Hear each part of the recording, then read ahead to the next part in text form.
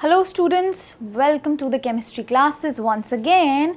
I hope you all are doing very well in your classes and you are revising all your concepts very well. So in this class we are going to pick up configurational methods, how to assign proper configurations to chiral carbons, chiral compounds. So in that case we had discussed what? We had discussed two kind of scenarios. One was relative method and the other was absolute. I have not touched absolute yet, and that is a very interesting method indeed.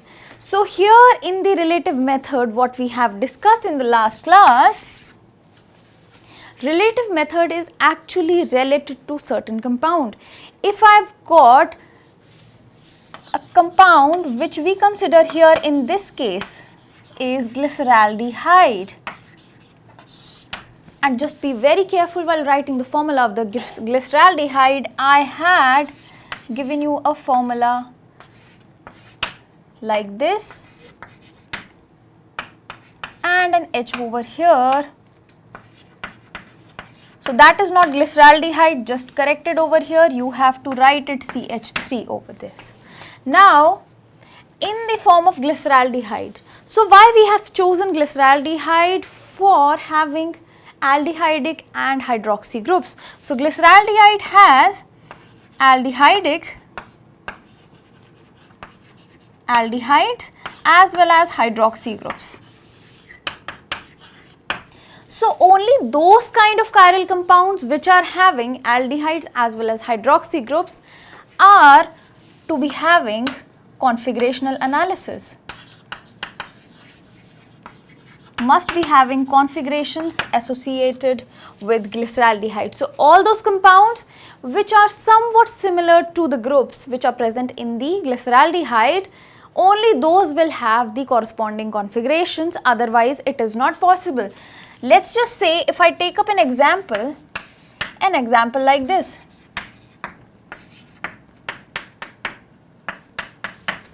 That is an example. It is having all the halogens covered up. So fluorine, chlorine, bromine, iodine I have got. Here in this case I cannot apply the relative method for configuration. So cannot apply, or I can say the relative method is not applicable over here.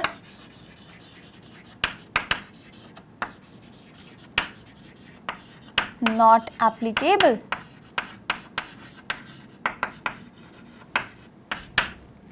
So only the groups containing aldehydic and hydroxy groups, these are the concern which are concerned with the relative configurations. So here in this case, whenever I am having a glyceraldehyde, OH towards the right hand side, what will it be?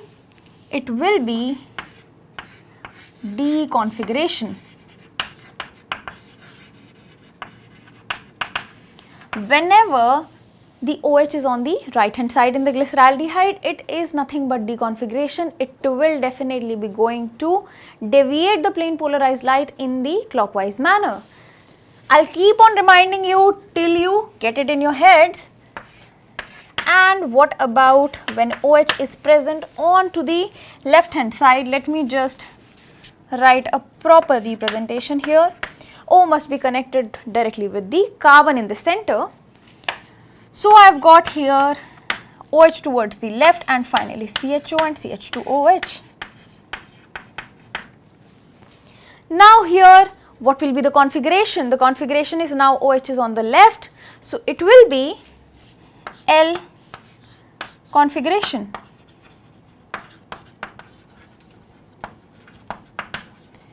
So these are the different configurations, that is DLN system. We also name this method as D and L method.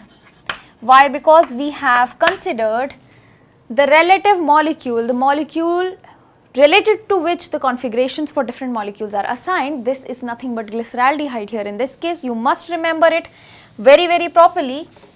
And now if I take up a compound like this, let us just say I have got COOH here and C2H5 at the bottom, C2H5, or if I can write it as, what is the short form for C2H5? We sometimes write this as ET, that is the ethyl group, and for methyl group it is Me. So in certain kind of books and while observing the molecules, you will get ET written over there and Me. So ET is nothing but short for ethyl and Me is for the methyl. Usually we do not go further and have short forms for propyl or butyl, but here in this case we do have. So I have got a compound like this. Now only those compounds which contain hydroxy groups or certain carboxylic acids can also do the work. So what will happen here in this case, I can apply the relative method for configuration, and here what do I get? I have to just match it with the lowest group, the lowest 3 groups which are attached here in the glyceraldehyde with the lowest 3 groups attached in the molecule itself. So that is the rule for here relative method. What is the rule for relative method? First of all, highly oxidized group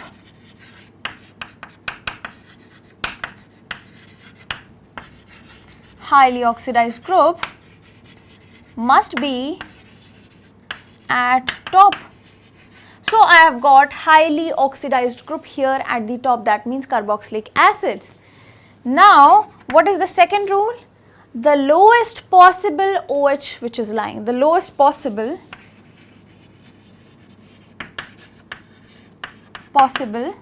chiral carbon having OH group is considered. So I've got what here?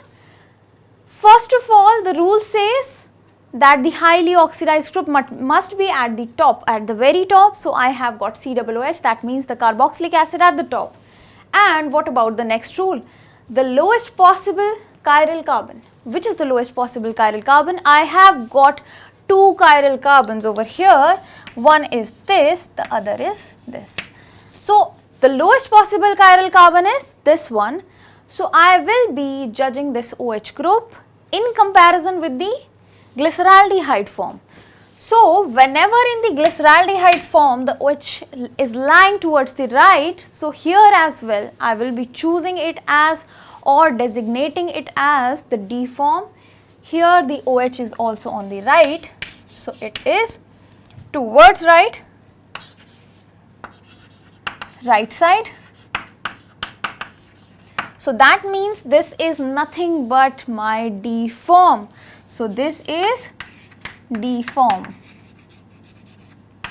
D is nothing but dextrorotatory and L is nothing but levorotatory. I have got another example for you here in this case.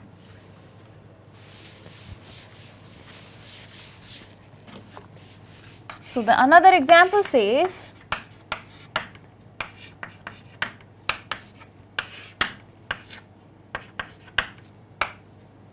like this, Me. Now, how will you decide the configuration for this compound? First of all, my rule has been followed that the highly oxidized group is at the top, at the very top, that is aldehyde group actually. So this is aldehyde. And what about the carbons? What about the chiral carbons? We have got 2 chiral carbons over here. One is this, another is this. Now we have to look for the lowest possible chiral carbon. So lowest possible chiral carbon is this. So we have to consider or match this kind of the group with the glyceraldehyde form. So whenever in the glyceraldehyde is the OH is lying towards the left, what will happen? it will automatically becomes, this will become L form, which is nothing but levorotatory. So it is levorotatory. So this is what? This is the L form of the molecule. That is how we designate here in the case of relative method. It is not so popular method because it does not cover all the class of organic compounds, all the chiral carbons. So this relative method is actually applicable and very helpful in the case of for sugars. Generally, sugars have aldehyde groups, hydroxy groups, carboxylic groups. So in the case, even the ketonic groups they have. So in that case, we use such kind of relative methods to assign the configurations for the sugars. So here it is basically applicable in the case of sugars. Whenever if you encounter any kind of, let's say glucose you encounter, so you are asked to have a configuration, asked to assign a configuration to that compound. What do you have to do? Just compare it with glyceraldehyde, you will be getting the configuration right. So it will be either D or L. Now let's move on to very important method, that is the absolute method. But before that, I would like to have general questions, very interesting questions for you. If I say I have got a term like this, plus minus lactic acid, what is it actually? Plus you all know it is when the plane polarized light is rotated towards clockwise direction. So PPL is clockwise, and when in the case of minus, the PPL is anti-clockwise.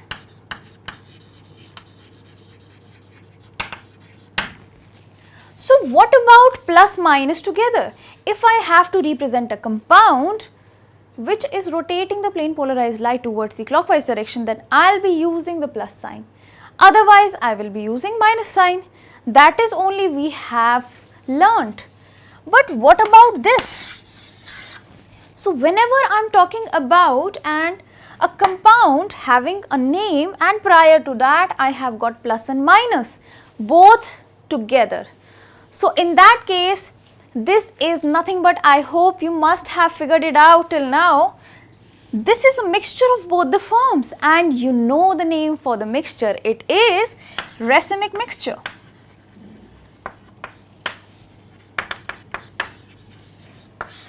So that is very important kind of a representation for racemic mixture. Whenever we all know, we have learned about it, that racemic mixture contains the enantiomeric forms. So racemic mixture basically contains enantiomeric forms, which are also known as small d and small l forms. That is another kind of a very important term, that is small d and small l, not capital and not capital D or capital L, but here the enantiomeric forms are represented as small d and small l forms. In some of the books, in some of the questions, you may encounter such terms. Do not get confused, you all have learned everything about it. These are nothing but DLN forms.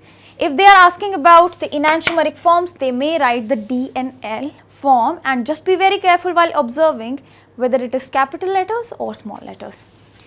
So I've got racemic mixture contains enantiomeric forms which are in equal quantities.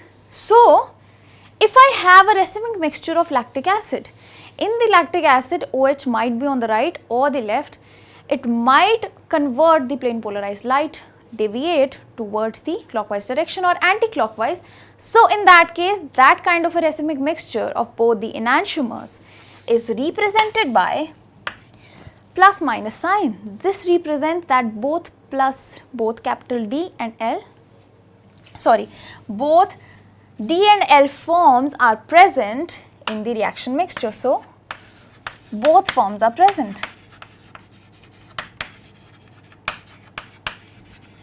Both forms are present in the mixture. That is the meaning, sole meaning for this plus and minus, nothing but representing the racemic mixture. I hope you all have got it. Now, here's another question for you, very simple. What is the other name for chiral carbon or chiral center? What is a chiral center? The carbon or any kind of, not particularly carbon, we have discussed different elements as well, that is nitrogen, phosphorus. So, any kind of point, any kind of central atom having chirality is chiral center. So, what is the other name for the chiral center? It is nothing but stereogenic center.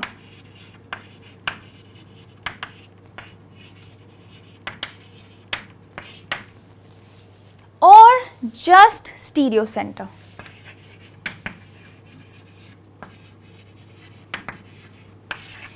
So, these are all the different names for chirality, for chiral center. You may encounter such terms as well. Now, let's move on to finally, let's start off with absolute configuration.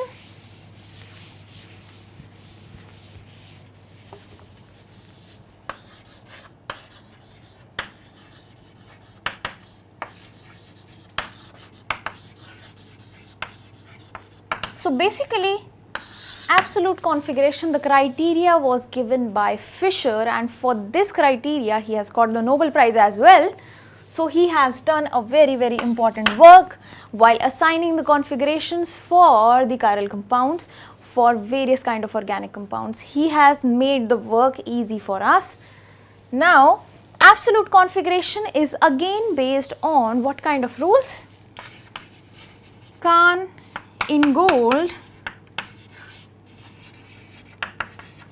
Prelog rules. These rules we have already covered in EASE and nomenclature. You must be wondering what this kind of term is.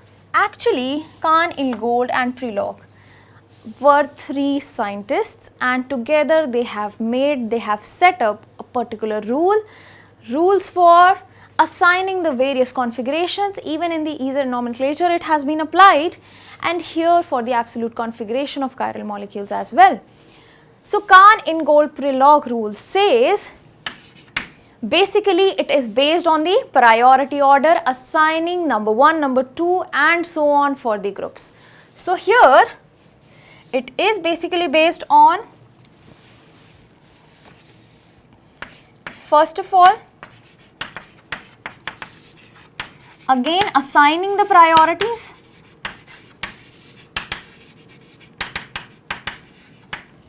and secondly, the priorities are assigned on the basis of either atomic masses or atomic number. So, it is assigned on the basis of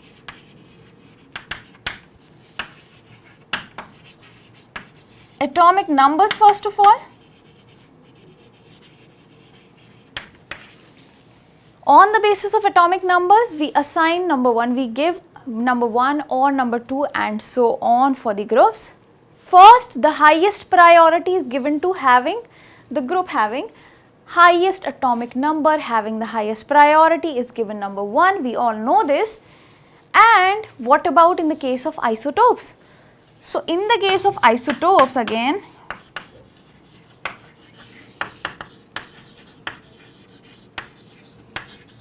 what do?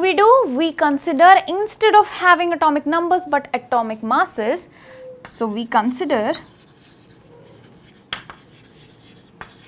atomic masses.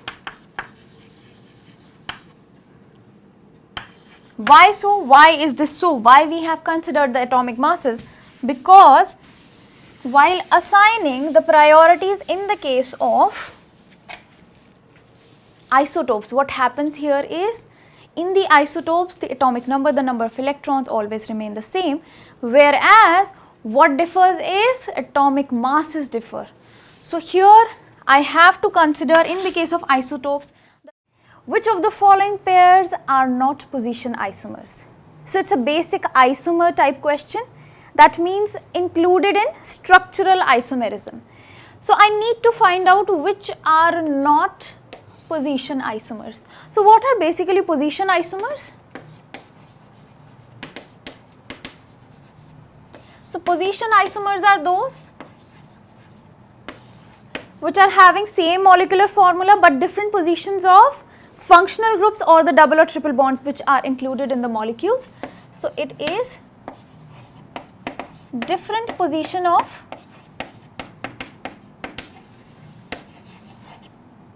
double or triple bonds, or I can say again the different positions of functional groups. But what remains the same is the same molecular formula. That is the only criteria for each and every isomerism. So let's just now move on to the options. Option number 1, what do we have? These two molecules. So if you look over here, the position for this O, what is this group? This is the functional group, that is ether. And if you look over here, I have got carboxylic.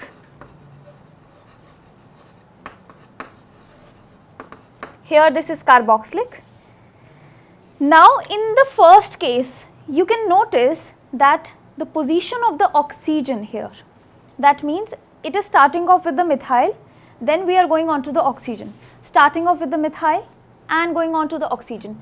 So this very position for this functional group is completely fixed if you see. Whereas, where are the changes actually? Changes are going on within the chains. That means it is not the position isomer, but what kind of an isomer? It is chain isomer.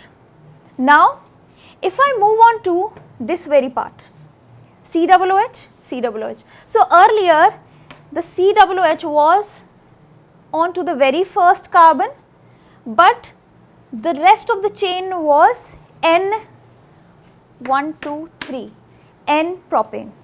But if you see over here, now the structure has been changed and even the position of this functional group has been changed. So I hope you are able to notice it. Now if I move on to the next two options, what are the next two options? Okay. So the first option over here, that is the C. C is having again 2O, these are nothing but the functional groups, again 2O functional groups. So the position of the functional groups is again changed, showing what? Position isomer. So that is also position isomer. Why? Because over here there were only one carbon atom between the oxygens, here I have got two carbon atoms, but still the molecular formula is same. Now what I got? Just like the carboxylic acid one, we have got OH here and now the position of the OH has been changed, but still the molecular formula is same. So again this is what? Again this is position isomer. So if I look at the options, all of the options, what do I get? Here I have got two position isomers again, and in the previous one I have got again this is position, but this is not, because here the position of this oxygen has not been changed at all, the remaining chain has changed. That means this is chain isomer, not the position. I have got the answer. I needed to find out not position isomer. So that is this very case. I hope everybody has got the answer here. Now let's move on to the next question. What do I have next? Identify the correct statement. So you need to find out the correct statement. Dimethyl ether and ethanol are chain isomers. So let us just draw the structures for that. So what is dimethyl ether? It is this. And what? Ethanol.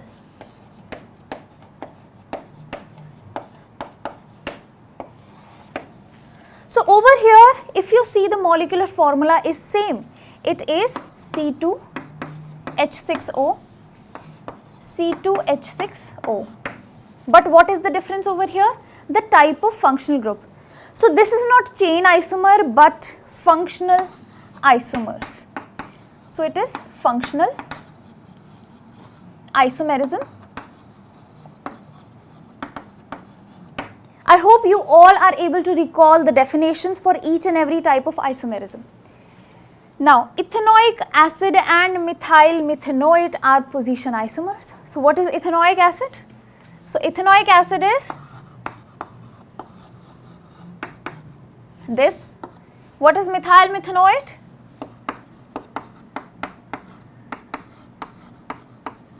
That is methyl methanoate.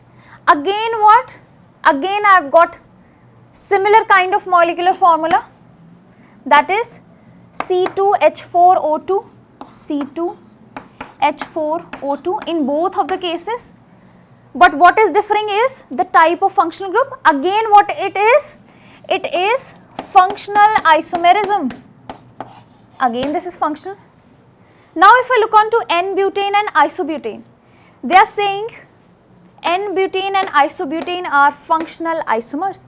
So let us just see. I have got N-butane, that is this,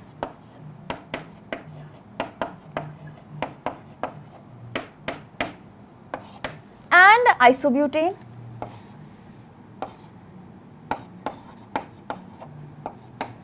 that is isobutane. N-butane and isobutane are functional isomers. Is it so? If you see, the chain has been changing. So it is nothing but the chain isomers, not the functional. Because here there is no kind of a functional group or a double bond present, double or a triple. So this is chain isomers. Now if I see over here propane 1-ol and propane 2-ol. Propane 1-ol is what? It is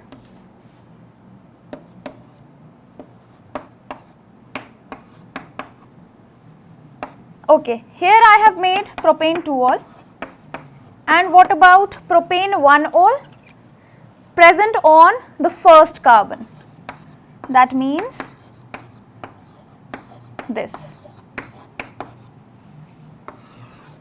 Here if you see, not the type of functional group is changed, that means this is not functional isomerism. Here the carbon chain is none of our concern, the carbon chain is remaining as it is. What is changing is the position of this functional group. That means this very statement is correct. These are nothing but the position isomers. I hope everybody has got the answer. You need to analyze each and every option given in the question very accurately. So D is the answer. Now let's move on to the next question.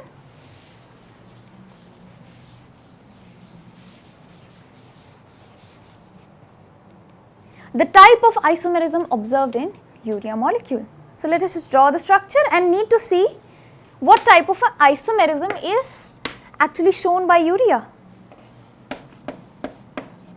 So that is nothing but the urea molecule.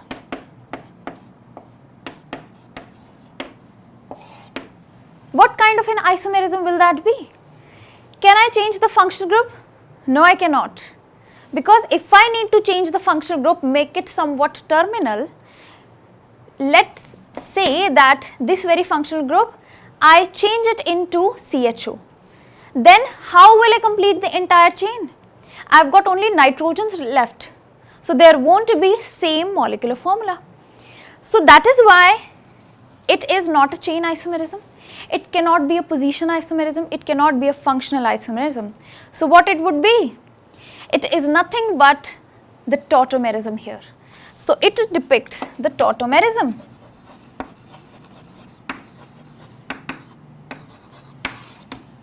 So how does it shows the tautomerism? Let us just draw the tautomer. This hydrogen will be acidic and will be attracted towards this oxygen. And how will I get the form?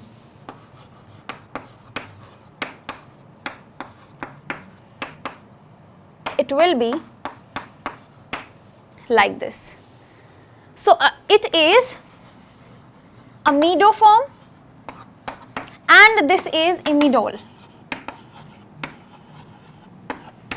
Amido and imidol. Instead of ketoenol, in the case of urea, I name it as amido and imidol. I hope everybody has got it. This is nothing but the tautomerism. So that is tautomerism. And finally, we have got it answer, that is D over here, not chain, not position, non-geometrical, but tautomerism. So let's move on to the next one. What do I have? Next question says, which one of the following compounds cannot show tautomerism?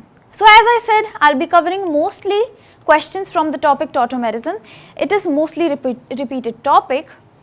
So let's now check out which of the following compounds cannot show. You need to be very careful while reading the question.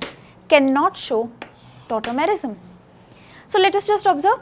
For the tautomerism, what is the condition? The condition number 1 for tautomerism is you need to have alpha hydrogens which are acidic. Also, alpha hydrogen must be attached to that carbon, or I can say to the carbon which is unsaturated, to the saturated carbon.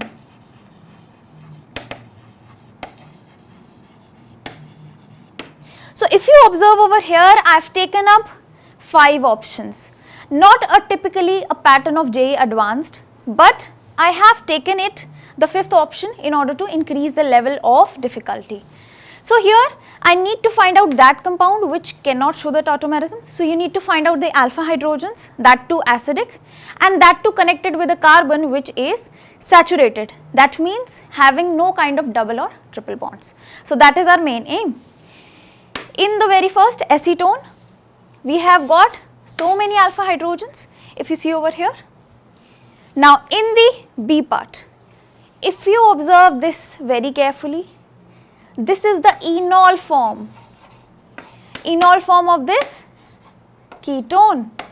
That means definitely it is a tautomer itself, it is the enol form itself. That means it can undergo tautomerism. Now let's move on to the C part. What do I have? In the C part, again if you observe, this very part does not have any alpha hydrogen, but over here I have got 2 alpha hydrogens. Clear? In the D, what is there? So in D, there is 1 hydrogen here, that is alpha hydrogen. But if you look very carefully, the carbon onto which it is attached is unsaturated, having a double bond. That means this cannot show tautomerism. Cannot show tautomerism. That means I am left with option number E. Again it has got 1 alpha hydrogen and 2 more alpha hydrogens. So I hope everybody has got the answer. The answer here is D. A very simple question, you need to have the concepts right. So let's move on to the very next question.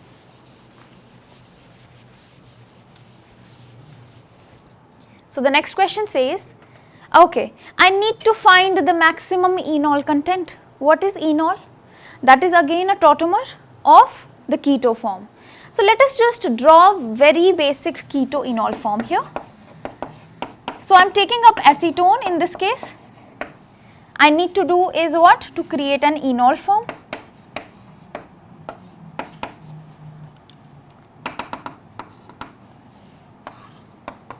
So the enol form will be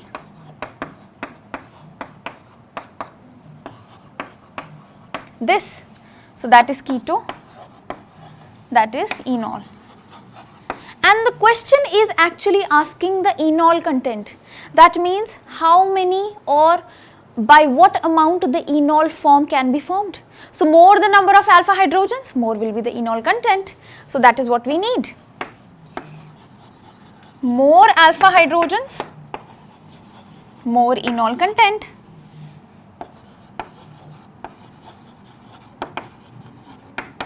That means let us now count the number of alpha hydrogens here.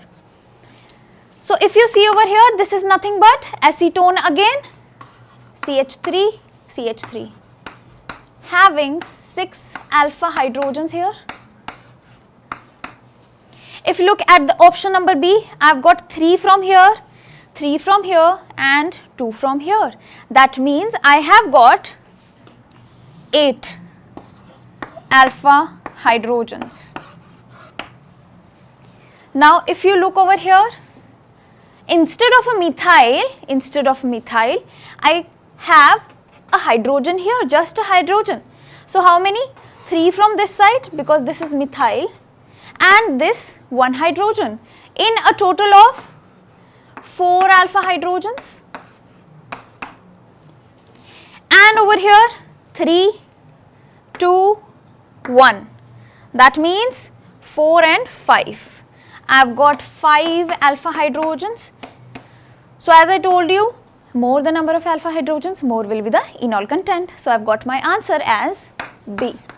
What is this compound over here? This is acetyl, this is acetyl acetate. That is the compound over here, also known as AA. It's a very famous, very popular compound used to show special kind of tautomerism. That means it involves the intramolecular hydrogen bonding. I hope you remember the concept. Now let's just move on to the next question.